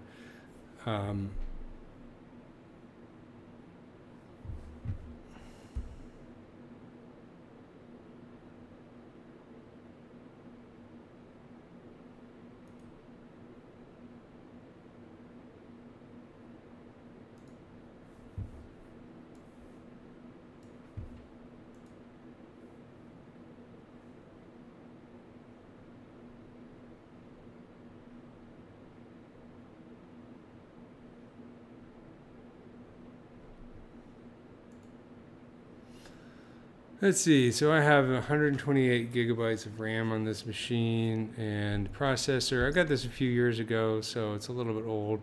So it's an Intel Core i9 10900K CPU, 3.70 gigahertz, 64-bit operating system. So this is a Origin computer, so it's like a high-end gaming machine. But, you know, if you get a lot of RAM and a lot of disk space, because ZBrush is always swapping with virtual memory. So if you have one of the things I don't have at this machine is a very fast hard drive, which I kind of regret. I need to replace that because if you have a faster hard drive, it saves time when it's swapping memory and that kind of thing.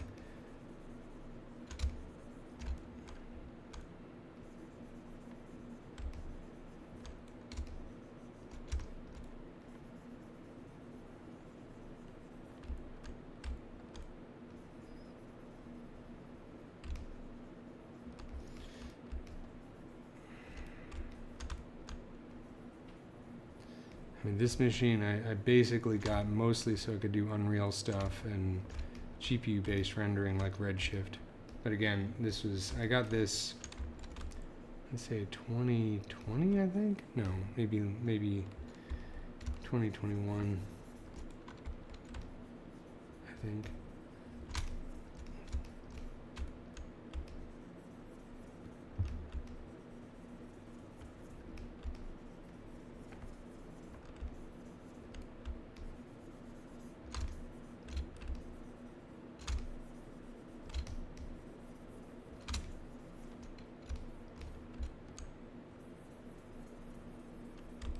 Yeah, I like working with Origin now. They make nice computers. I've also had some really good box machines, BOXX, in the past. Those are good machines. I used to be a big Mac head way back when, but I felt like Apple pretty much turned its back on artists. It just, every time they seemed like they were supporting, it's like a very abusive relationship. Every time it seemed like they were on our side, they get a wild hair up their butt and suddenly say, yeah, we don't really care about that. We care about phones and phone cases and headphones and power supplies. And then they just abandon us. So a great example of that is what they did to Shake and what they did to Final Cut. And their 3D support was never that great. They was like, we had the greatest 3D machines, but you can't really do much with the GPU and all that kind of stuff. So I just got sick of dealing with Apple. They kept changing their minds and everything. So that's why I went PC. I'm not a big gearhead though. I generally get as good a computer as I could afford and go from there and use it until it doesn't work anymore and get a new one.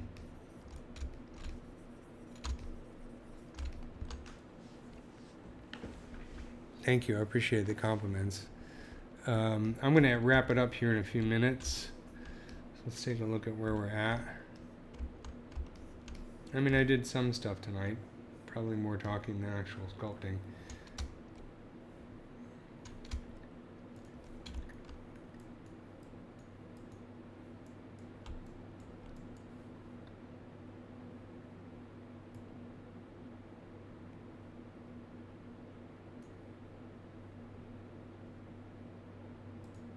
Here's my thorax. And there's the wings. Maybe I'll do wings next week. There's the head. It's so adorable.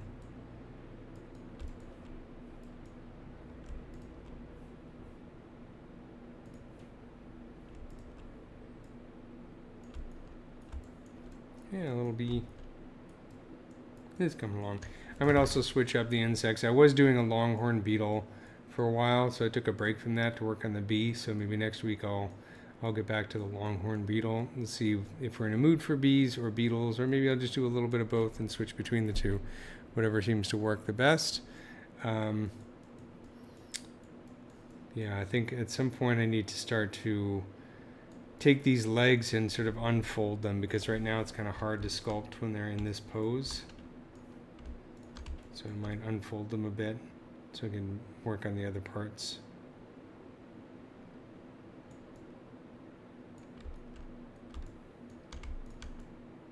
I'm going to do this part down here.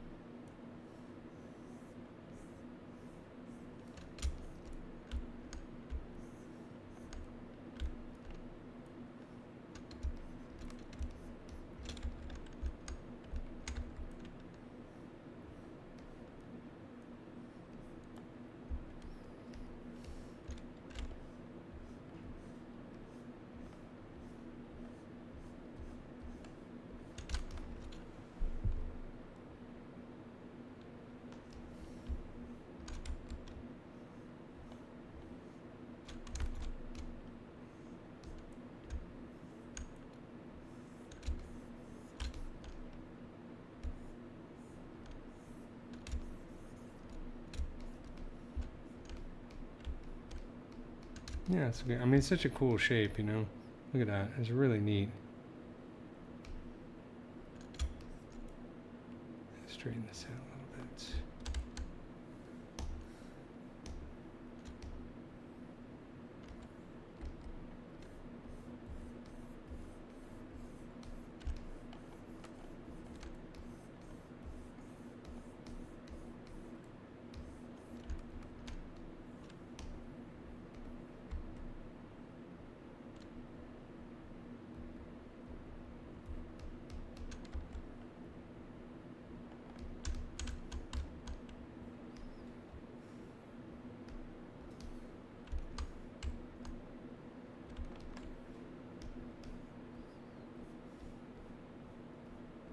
That looks like a little alien face right there.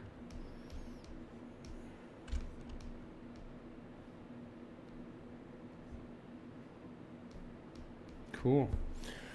All right, guys. Thanks very much for joining me this evening, and hope you got something out of it. Thanks to everybody from Brazil for all the nice comments. Really appreciate it. And I believe I will be here next week, same bug time, same bug channel. I'll see you then, and have a good week.